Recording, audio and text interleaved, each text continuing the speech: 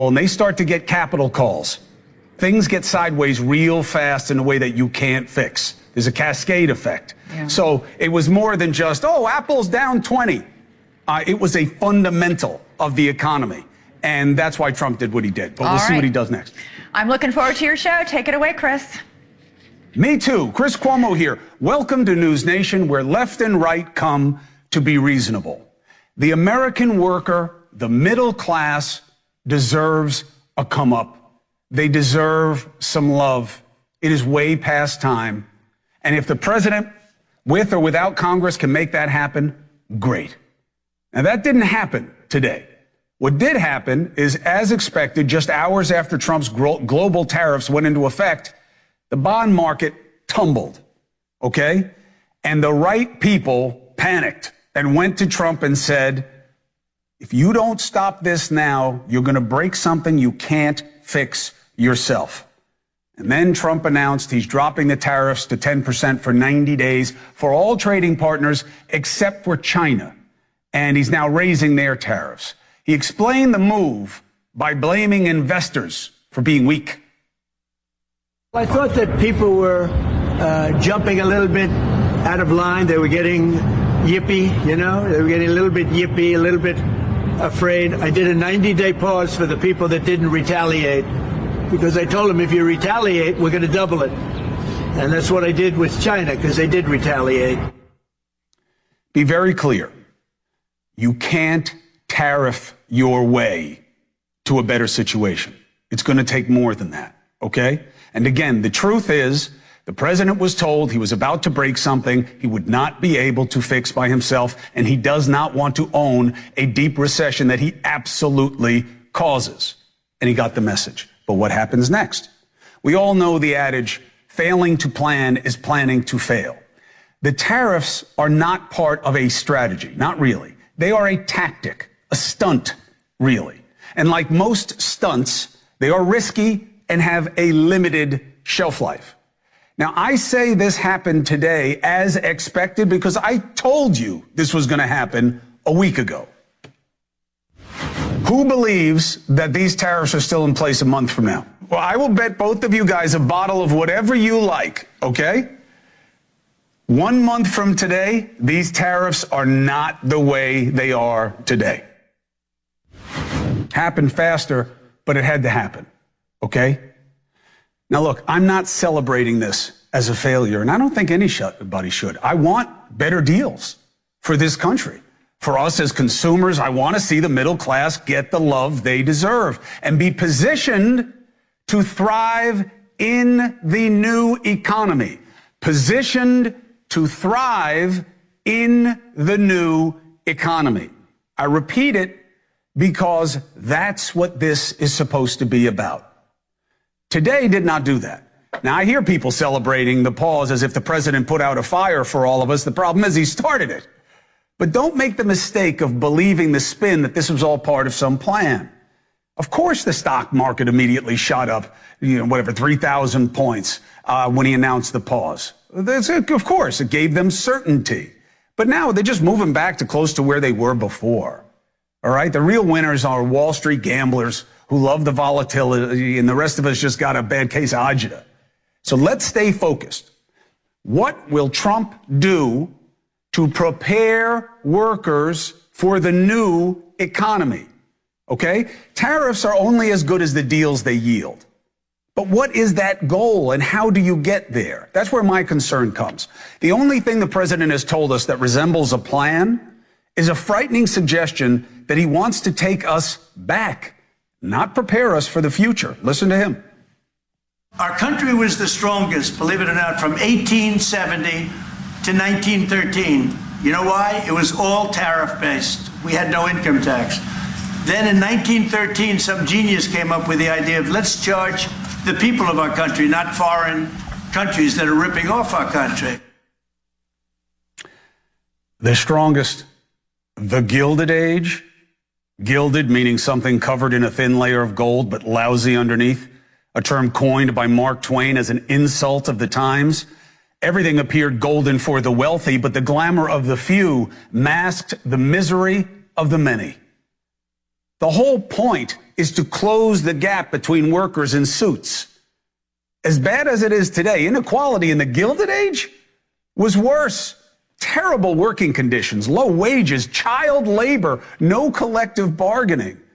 I wonder if the president yearns for that time because of his affinity for robber barons, the obscenely rich who were American royalty, J.P. Morgan, Rockefeller, Carnegie. Sure, the Gilded Age developed America's infrastructure like never before, okay? But just like today, it was built on the backs of a lot more than just current citizens. Poor Chinese, a slew of European immigrants were enticed then as now to come and work their asses off, dying and suffering in an adopted land. I hope the president sees that part of his favorite period, because he doesn't seem to realize we're short workers today as well, and he's doing more to get rid of potential than to build it. He says the Gilded Age was when we were strongest. I think it fails on 3 levels. First, how can you want to go back to a time when the races were separate but equal? Of Jim Crow, of women not being allowed to vote. He says tariffs were better than the income tax, but for whom? Tariffs are paid disproportionately, right? They're a regressive tax, meaning that the less money you have, the harder they hit you. So the middle class gets hit harder than the rich. Income tax is progressive, meaning you pay more as you make more. So which is better overall? Well, that revenue allowed America to create Social Security and a safety net, Medicaid, Medicare, that made us the envy of the world. That wasn't strong? The Gilded Age was not golden. The Golden Age was what? After World War II. Why? GDP per capita was higher. Why? We were integrated. We were pulling together. Labor was respected and protected. Industry didn't just exploit and go through bodies digging tunnels with sand hogs, but they were training people, okay, for mass production, the jobs of the day and the future. That's when we saw high growth, high wages, and a middle class that was expanding and dreaming of more and better. This is what we need to replicate. It does not have to be about antiquity. We did this under Clinton with a boost from Bush before him. The 90s with the tech economy. And we are on the precipice of a new economy once again. AI, high-tech factories. But only if we see what takes us forward, not some backward time with sweatshops. That's not what we want in a deal with China. They sent that AI ad, and I'm glad they did. China's okay relegating millions of their own to sewing bras and sneakers in sweatshops. We can do better. And that's what Trump seems to miss. China's real advantage isn't just allowing people to work for so little, like they were dogs, but China has invested for years in new economy jobs and training. Trump's thinking on tariffs is outdated, okay? He has always had a misplaced romanticism that what all of us want to do is dig coal and do jobs that kill us early. And we saw this in the first term in this excerpt between him and Gary Cohn. Remember him, his economic advisor? This was in Woodward's book, Fear. Here's the excerpt. Trump clung to an outdated view of America, locomotives, factories, huge smokestacks, workers busy on assembly lines. Cohn assembled every piece of economic data available to show that American workers did not aspire to work in assembly factories. Cohn tried to explain, I can sit in a nice office with air conditioning and a desk and or I can stand on my feet for 8 hours a day. Which one do you want to do? People don't want to stand in front of 2,000-degree blast furnaces. People don't want to go into coal mines and get black lung. Trump wasn't buying it. Several times, Cohn just asked the president, why do you have these views? I just do, Trump replied. I've had these views for 30 years. Well, it is time to grow and to change. This is not 30 years ago. This is not the Gilded Age. It is all about what you can make possible for tomorrow. Take what Tim Cook of Apple said about manufacturing in China. He explained that tariffs may make him move from China, but not to us. Why? Here's why. There's a confusion about China. The popular conception is that companies come to China because of low labor cost. The truth is China stopped being the low labor cost country many years ago. And that is not the reason to come to China from a supply point of view. The reason is because of the skill. In the US, you could have a meeting of tooling engineers and I'm not sure we could fill the room. In China, you could fill multiple football fields. That should make you sick. It makes me sick. You can't tariff your way to getting those jobs. You have to invest. China not only has more cheap workers, they have even more skilled ones. They currently have 4 times more industrial engineers than we do. 40% of Chinese students, STEM. Us, 20%.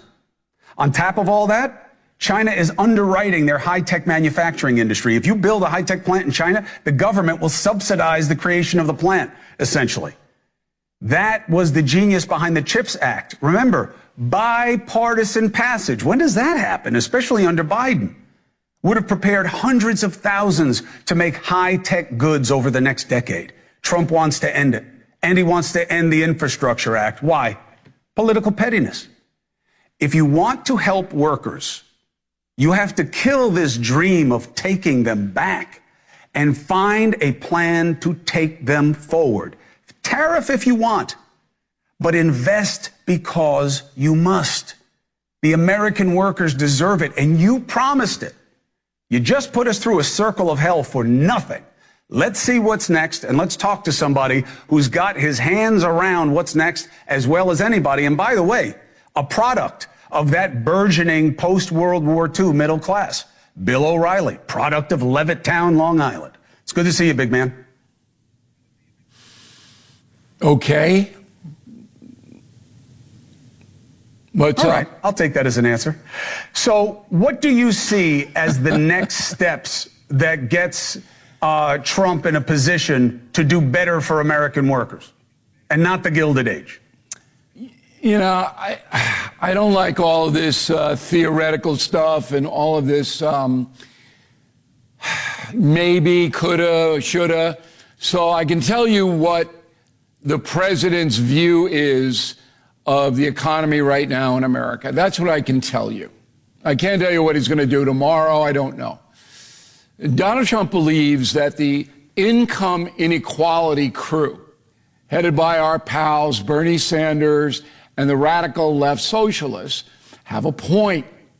There is income inequality because the union manufacturing jobs that used to provide a pathway to people earning more money have largely declined. Well, in fact, they have declined to the tune of about 5 million of them. People out in middle America and in the industrial cities now go to service jobs, okay? So they work at Walmart. They sell the Chinese stuff. They don't earn nearly as much as their parents did in the factories. That's his vision for the American worker. Whether you agree or disagree, I'm reporting here. But here's what is more important. Donald Trump believes China is the biggest threat in the world. He believes that they're building a ferocious military not to defend themselves, but to spread communism and their ideology all over the world and to dominate the world's economy. You can't fight them militarily because it's nuclear Armageddon. So what Trump has decided to do is strangle China economically, beat them in the industries. He wants to diminish their power. All right?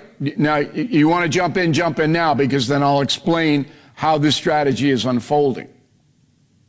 No, that's the key part, Bill, because you just heard what I said. I mean, the reason they have the advantage is because they've invested and we haven't. That doesn't even cross his mind. You might be right, but that's not in play. It's not in play. So what Trump has decided to do, and he decided this well before he was elected, is to shake up the world economy and charge an admission to sell your stuff in America, by far the most lucrative market in the world. That's a 10% tariff. Everybody's going to pay it. You want to get into Disneyland? Here it is. You got to pay 10. That's an admission fee. But the admission fee for China is going to be 1,000 times higher than everybody else in the world. China is going to pay until it stops the economic aggression. And the other reason is that $300 billion goes from the United States to China in dollars, Cuomo, not the yuan. Nobody wants that currency because the Chinese manipulate it. It's worth this on Tuesday, that on Thursday. Nobody wants it. Nobody's putting a yuan in their Swiss bank account. They're using the $300 billion trade surplus a year to fund their military machine, their war machine. That is ultra dangerous. Trump believes it. He's going to crush them economically, or at least bleed them until they come to the table and make better deals. There you go. But why would they come to the table? What's the theory? Because their economy is going to collapse without the U.S. market. China by far sells more of everything here than the rest of the world combined. Who's going to buy their stuff? Putin? Nobody wants rubles. Who's going to buy their stuff? No one. This is it here. You shut this market off for China, you got 1.5 billion people, none of whom have any assets because that's communism. All right?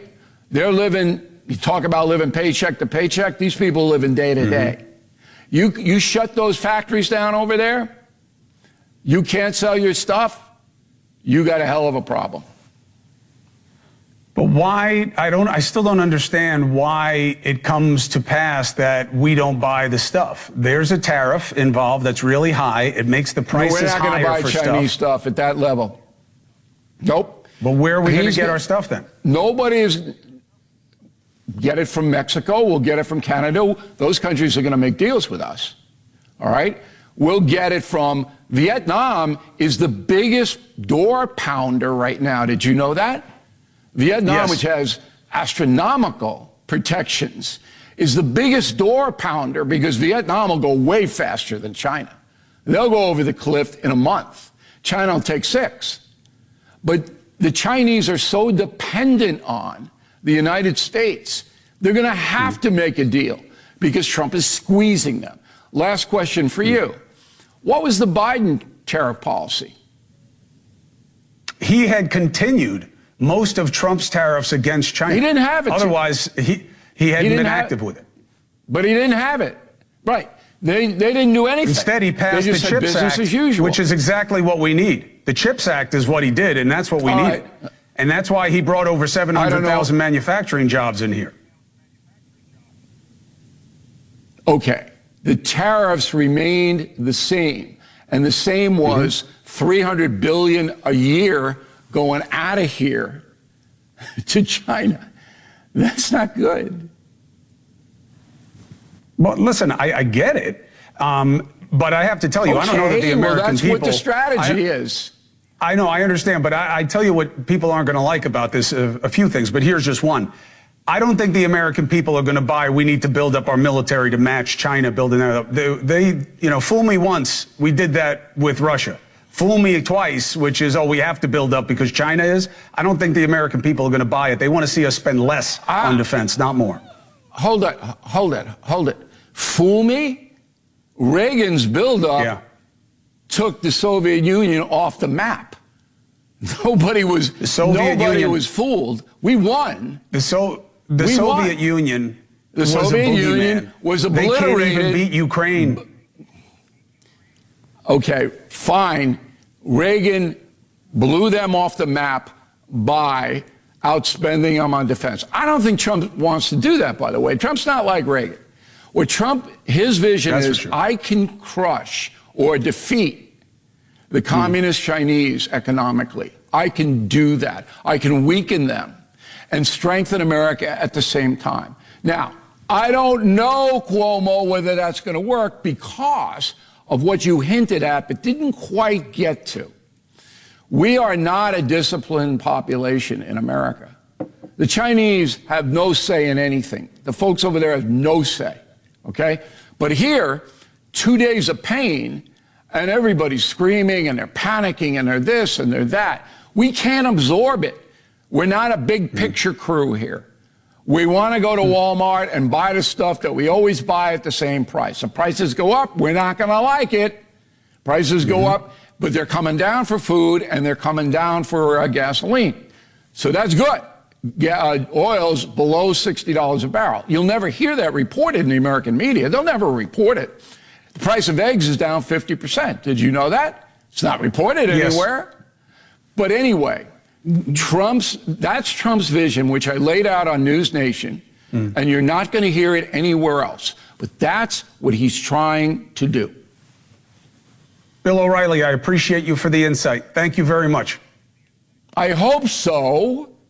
I appreciate you. I'll talk to you soon. 4 minutes and 35 seconds. Coming up, world-renowned professor, economist, podcast host extraordinaire, Scott Galloway. He's got a warning if you're excited about the stock market's rebound. That's not what it is. And he's been hearing what Bill was saying.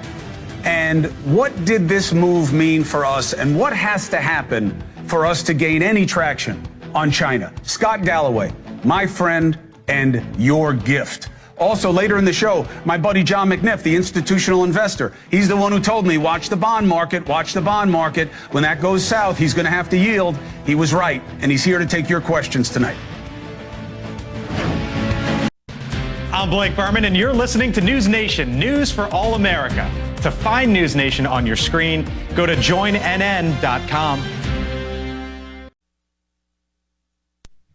President Trump says tariffs will squeeze China into economic submission.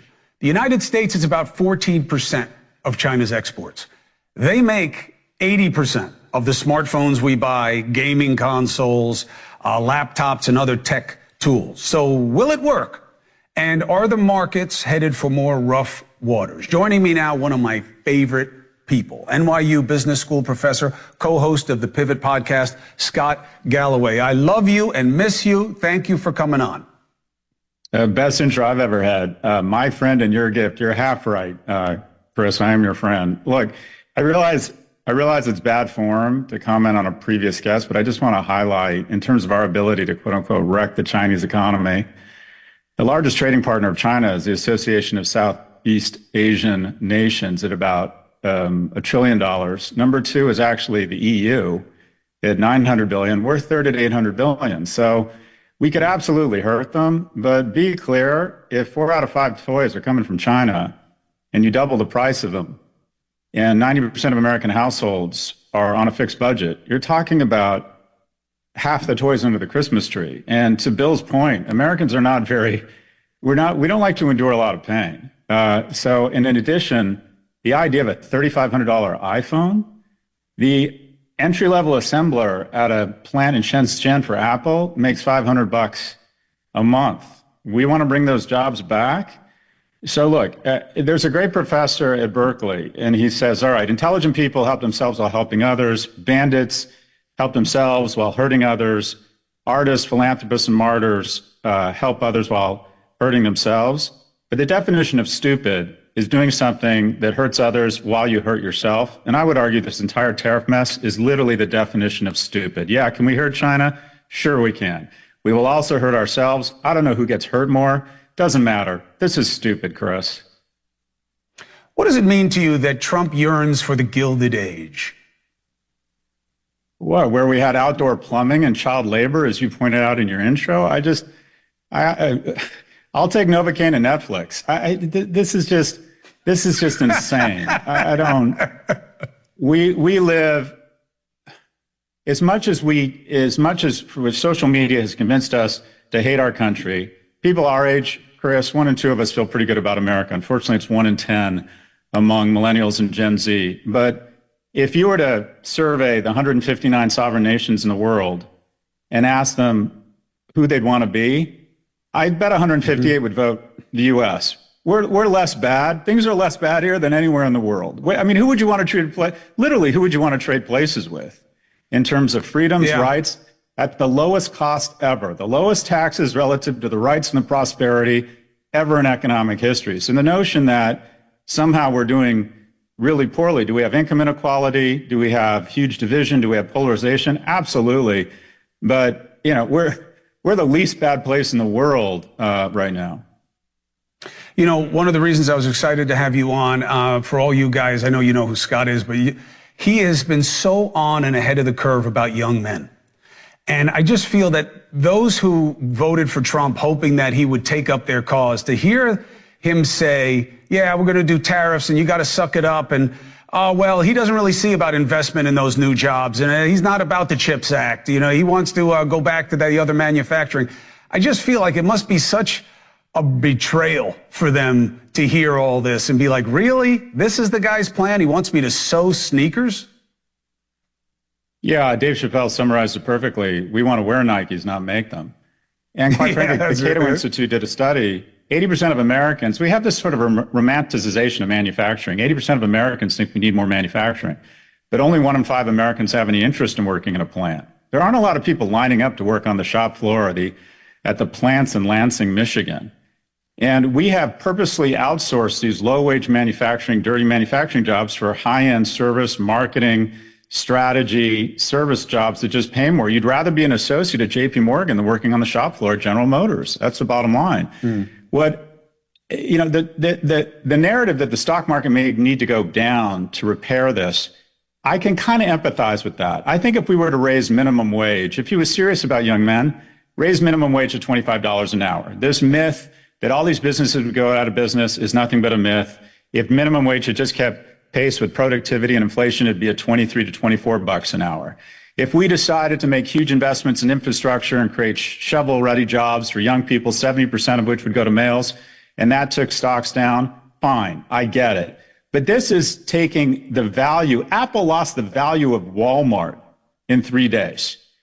And when your parents don't have as much money, when the companies are in a state of what I'll call, unfortunately, the American brand right now suffers from what I would call toxic uncertainty. That means brands and companies are less willing to invest. And quite frankly, do you think they're hiring a lot of young people right now? Can't you imagine a lot of companies are saying, we were going to interview you. We had big hiring plans, but we're going to press the pause button right now until we know what's going on. This is bad. Literally, it's hard to imagine anyone except probably the people who bought options today who maybe had inside information on his plan. This has made no sense for anybody. There are very few winners here. Scott Galloway, my audience is a winner because they got to hear your perspective. The Pivot podcast with Kara Swisher. Just go online, spend a little time, and find what Scott Galloway is doing. You will be better for it. Thank you for doing me the favor of your appearance tonight. I appreciate you. Dinner on me. Thank you, my friend. All right. Be well. Best of the family. I'll call you and thank you after the show. 4 minutes and 30 seconds. I'm telling you, I think he's top of class. If you want somebody who understands our problems and has that romanticism that things can be better and how, that's your boy. All right. One good thing about the tariff crisis is that it hasn't been, you know, it's allowed Trump a distraction from some of his unkept promises, like the vow he gave to give the American people full transparency when it comes to UAPs. We got the same answer we got from the Biden administration. Now, investigative journalist Jeremy Corbell has new UFO footage that proves the Trump administration is not disclosing what they know. This is Cuomo on NewsNation's audio stream. Available 24/7 on the NewsNation app. Or just say, Alexa, play NewsNation. Trust. New boss, same as the old boss. This administration is no better when it comes to transparency about UAPs. Investigative journalist Jeremy Corbell, along with his partner George Knapp, got their hands on newly released Navy footage of UFO sightings from 2023. What you're looking at right now is the footage and what Corbell believes to be one of 4 tic-tac-shaped UFOs, I'm sure there's a better way to talk about them, emerging from the water, then flying at supersonic speeds. Out of the water, supersonic. How? Corbell then spoke to an unnamed member of the Navy who witnessed these firsthand, said this. To see the lights emerging from water. What we witnessed was all 4 of them, all in synchronous, jetting off into the abyss. All 4, all timed together and all left. And we were like, holy shit. maybe 3-4 seconds pass, I run to my station and I look at my radar and they're all gone. Score bell right. Is the government keeping important information from you? Joining me now, investigative journalist, co-host of the Weaponized Podcast, my friend Jeremy Corbell. The floor is you, Jay. What do people need to know? Yeah, man, this is an interesting case. There is power in military footage. It's few and far between that we get great sensor data on something that is truly anomalous. And that's what we're seeing here, backed up, of course, by the eyewitness testimony. You know, this ship is one of the most technologically equipped ships. But additionally, this is a senior ranking Navy official who I believe will end up coming forward. They saw these craft coming out of the water, at least one of them coming out of the water. That's transmedium. This is in the Combat Information Center. Also, they saw 4 of them in total. They saw them on radar, then they picked them up in thermal. That's why it looks black and white. But if you look at a plane through that system, you see wings, a tail, exhaust, rotors, all sorts of heat signatures. You're not seeing that here. So again, it was tracked on radar, tracked on thermal. There was a kind of a synchronized, coordinated, instantaneous departure described to me and George Knapp by the first-hand witnesses. This is really reminiscent of the 2004 Tic Tac UFO, where Commander David Fravor, who testified in front of Congress, chased a UFO for the United States military. Cat's out of the bag. Sailors are seeing stuff, and now we have more evidence. How big, and do we have stuff like that?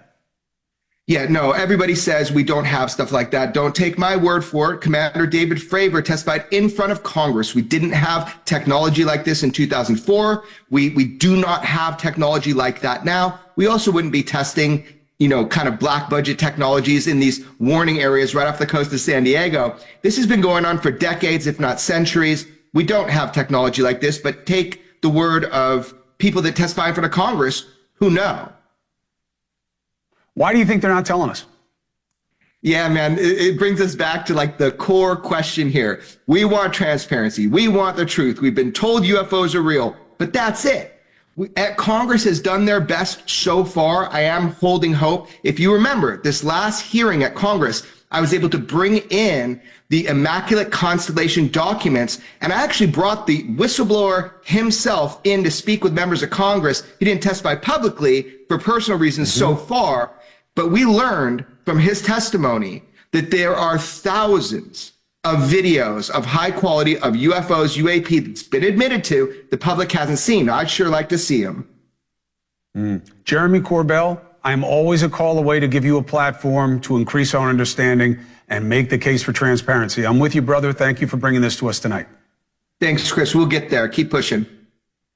All right, Jay, take care. 4 minutes and 15 seconds. Jeremy Corbell, Weaponized Podcast, okay? He's ahead on all of it. Up next, a better mind who I trust with my kids, let alone my money. He's going to come in and tell you what happened today, why he believes it was provoked by the bond market, and what he thinks of the idea that we will strangle China into submission. He's answering your questions. 844-968-7720. John McNiff, Modem Capital, known to friends as the White Buffalo. There he is, looking ready and constipated. Next. The biggest trials in America, and Banfield is all over them. Lori Vallow, Karen Reed, the Menendez brothers. You know their names. Now see how justice unfolds. Could Lori Vallow be convicted in the murder of her 4th husband? Will Karen Reed's 2nd trial end with a verdict or another mistrial? And what will happen at the Menendez brothers' resentencing? Plus, all eyes are on the trial of the illegal immigrant accused of killing jogger mom Rachel Morin. The case isn't closed until you've seen it on Banfield, only on NewsNation. John McNiff, founder and CEO of Modem Capital, my best friend, joins me now. Johnny, remind people what happened with the bonds? Why did it matter? Why were you worried about it? And do you believe that the market volatility is over for now? So what happened was on Monday, you started to see pressure in the funding markets for overnight repo. And you saw that move higher, which is something you want to keep in mind where stresses are in the market, particularly if you're having trouble financing treasuries, which you shouldn't have. And you saw that on Monday, and I sent you a text. This could be the canary in the coal mine. And you had started to see this unraveling of the Treasury market, which typically you see in what you saw at the beginning part of this kind of market sell-off in vol, where stocks went down and yields went lower as people bought treasuries in anticipation for recession as a flight to quality. But then you saw this decoupling start on Monday where yields started to back up, which really didn't make a ton of sense. And so when I saw that with the general GC overnight repo starting to go higher, started to hear about funding pressures, started to hear about potential issues with a thing called the basis trade, whereas the hedge funds and leveraged community buy bonds, U.S. treasuries, and they short futures on the other side. And as volatility starts to spike, that can start to get out of whack. Volatility leads to risk managers coming by and saying, reduce your risks. And there's a lot of leverage in that trade. And that was one of the rumors that there was some unwinds going on related to that selling of treasuries. It also coincided with some of the announcements around China and the increasing of tariffs and rhetoric. And they have been a seller of treasuries over the past few years, but it became the back end of the treasury market. The 30-year really started to sell off and went up over 60 basis points in the course of a few days. So when I looked at that, and you also had the corporate market, which is credit, frozen. You couldn't, corporations couldn't come to the market and issue, so they can't finance themselves. You start to have a risk of defaults and bankruptcies start to spike. And this is all the fixed income markets going. And then, and on top of that, we had a 10-year auction today and we got a 30-year auction tomorrow. So to me, it was the bond market that forced the hand of the president to make these changes because we were about to have a big disaster in their treasury market. All right, let me give you some of the questions from the people. Dusty, do you want to do them or do you want me to just read what I have? Well, I have callers here. I'd rather get to some of our callers. They've been waiting for a while first. All right, go ahead. Okay, so... Dusty always says what to do. Yeah, hi, Colton, by the way, at the White House. He's watching. We're going to go to Steve in Chicago. Steve, what do you got? Chris? Yeah, a retired teacher, 62 years old, watching my Roth and my little 401k go down pretty dramatically here in the last couple of days. You know, just wanting to know whether it's time to bail out, to reduce the stress, what I need to do. Now, before Johnny gives his prophylaxis of, I don't do investment advice for individuals, I only work for big institutions, just in terms of general market strategy, what do you see in terms of the regular person who's worried about retirement? So I would say a couple of things for you. One, this is really stressful, and it makes sense to be worried about it. And it's unfortunate that the American people have had to go through this kind of event to get to where we are right now. The good thing is you did have Trump back off on his reciprocal tariffs today, and you saw a huge rally back in your stock market. So your 401k is going to look a lot better at the end of the day. That said, you really have to always have very good discipline around investing. The thing that I always talk to my kids and my families and my friends, other than Chris, because he never pays for dinner, is that you really have to keep in mind when you're going to need those monies. And so you don't want to obviously be invested in tech if you're thinking you're going to withdraw that money in 2 or 3 years. So you want to have a balanced portfolio. You want to be smart about your allocations. And I think one of the things we're going to learn and you're seeing is overweight in the U.S. stock market, which has worked out really well. It's probably something maybe you want to consider dialing back down and diversifying away. But keep a longer term picture of this. Don't get caught up in the ups and downs, and make sure you're being prudent with your risk management in terms of when you need those funds and how long you want them, and dialing back to risk associated with that. So as you get closer to that retirement age, as you get closer to needing those funds, you want to make sure they're more likely in treasuries and corporate bonds. Dusty, let's do another question. It's going to be tough for me to buy you dinner when you can't eat because your jaw's wired shut, by the way. Let's get another question. Bill from New Jersey. Bill from New Jersey. Hi, Chris. How you doing? Bill, what's your question? Hi, Chris. Good, how you doing? I love your show. I've been watching it ever since you started. My question is, why do you think Trump is trying to stop China militarily? And my next question is if China invaded Japan, what do you think would happen? Well, here's the good news. China's not invading Japan. Taiwan, I think, is what you're saying you're worried about. And they have a drop-dead date on that. That's something that we have to watch. Look, the president is not wrong that China is our greatest adversary. I remember that being a big pitch that was a surprise from then Senator Mitt Romney when he was running. But the idea that you can just beat them into submission, remember, as you know, much as people make fun of President Trump and his autocratic nature, he's got to worry about what we think. He's got to worry about the press. He's got to worry about another party. The CCP has to worry about none of that. Their people are meaningless to them. They manipulate their currency. They manipulate the masses. So they are a very formidable foe. The idea that you're going to squeeze them into submission makes no sense. Next question. Martine. Very quickly, let's go to Martine. Keep it tight, Martine, for me, please. Okay, I promise, Dusty. But I first have to just tell Chris, it's very important that since nobody has made any mention of the 3 Americans, I need to tell you, and as your mishpacha, I need to say that Bill O'Reilly was a great moderator. Stephen A. Smith was very animated, and you were hysterical. So I just need to say that.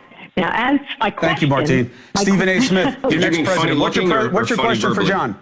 But Shut up. What's your question for John? My question. Okay, here's my question. My question is, since Trump says that we've been making billions a day for these tariffs that we've had up to now, what does he intend to do with these billions of dollars? That's what I'd like to know. And how are we as the people, even if he's going to bring down the debt, what are we going to get out of the deal? That is a good question. Let's take a break. When we come back, I'll have John answer it before we hand off the show. Got to take a commercial. Got to pay the bills because the market's been all over the place. John, you got something right here. I'm Ashley Banfield, and you're listening to America's fastest growing cable news network, NewsNation. News for all America. Question, John, as an investor, if the president gets a lot of money that is found in savings from Doge, what is the best way to use it? I would say pay down the debt, right? We have a debt problem. We're trying to, it's one of the reasons why he's trying to put the tariffs in. We have a spending problem. That is true. So the best thing to do is pay down debt, in my opinion. What happens if you don't? What do you think of the theory that it doesn't really matter? Give me a quick answer that you can leave it like this forever. Well, theoretically, you can just keep kicking the can down the road. The issue is you eventually has to come to pay the piper. So yeah, I think it just shows better discipline. When you have surpluses, to use those prudently, because as a government, when there's times of stress like we had in COVID, that's when you want to increase your spending, and you want to be able to do that. And you want to be able to access the markets and show discipline around that, so that people want to come to the U.S. and borrow from us and invest with us. John McNiff, thank you very much for taking the time.